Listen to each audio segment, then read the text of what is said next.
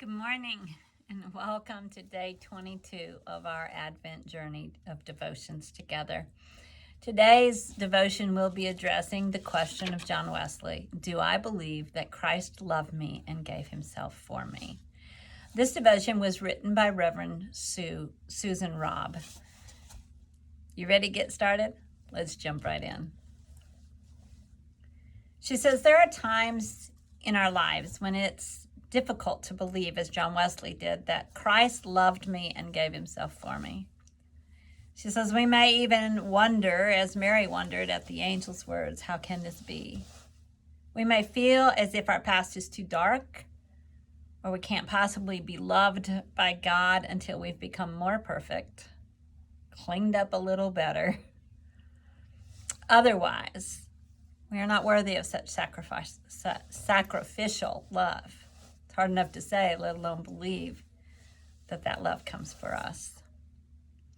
She says that there was a few defining moments in her life that brought her the assurance that even she herself is loved by Christ. And she shares with us in this devotion one of those moments.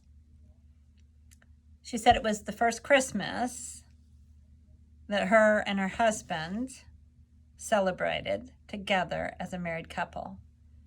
And there was a tiny bump barely visible under her winter sweater, which was a small indicator of that giant-sized joy that they were feeling at the recent news that they were going to have a baby. Being pregnant during the Christmas season made her resonate more deeply than ever with Mary's story. The child that they wouldn't meet for months was already loved beyond measure and was, in their minds, a divine miracle offered to them as an older-aged newlywed couple. Like Mary, she felt favored.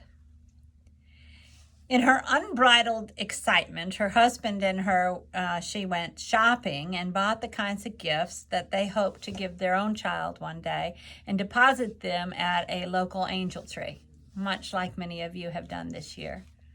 A bicycle, a basketball, dolls, building blocks, and more were offered as reverently as gold, frankincense, and myrrh before every child, we thought, because every child is worthy of knowing that they are a beloved gift from God, especially at Christmas.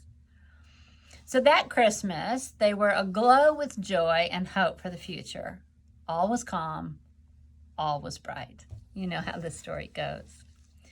She says, then let's fast forward 10 years and take another look at a Christmas in their lifetime. And she says, at that point, everything was a little less perfect.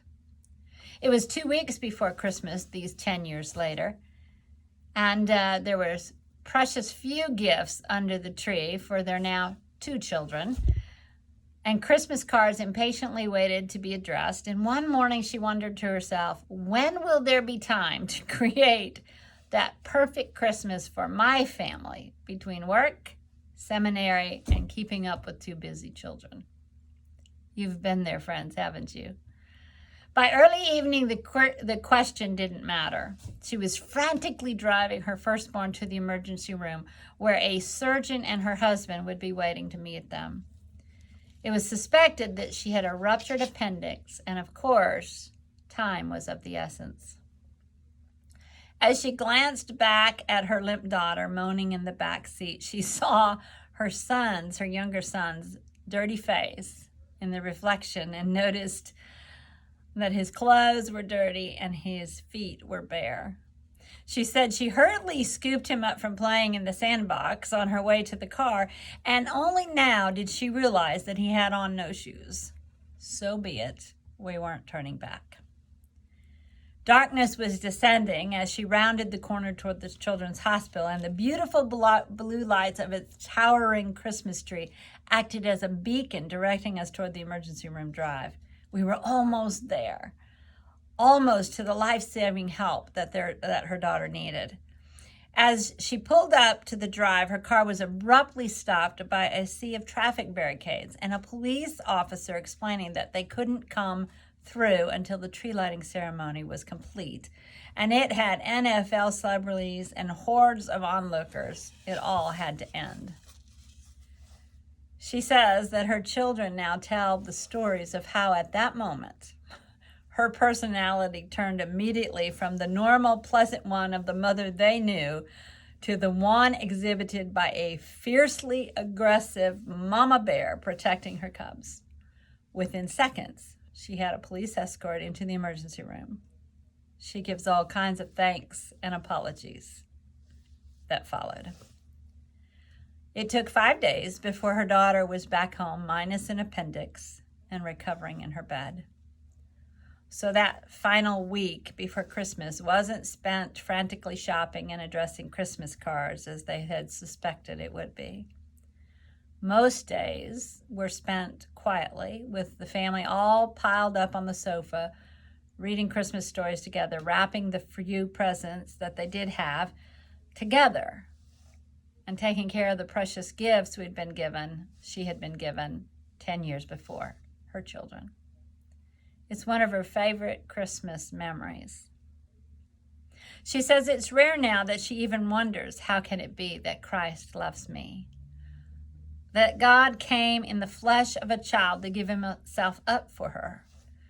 Because she knows that because of the love that she has for her own children, and because it's so deep and so protective and so fierce, how much greater must God's love be for her, the precious child that Jesus came to save. Each child of God, she says, including you, including me, should know that there is one who loves us tenderly, fiercely, and aggressively when needed. Even if your past or present is dark, even if you aren't perfect, praise the Lord, even if you feel dirty or have no shoes. That's the kind of God we serve. That's the kind of God we worship. That's the kind of God who sent Christ in the manger. Blessings, my friends, on this 22nd day of our Advent journey.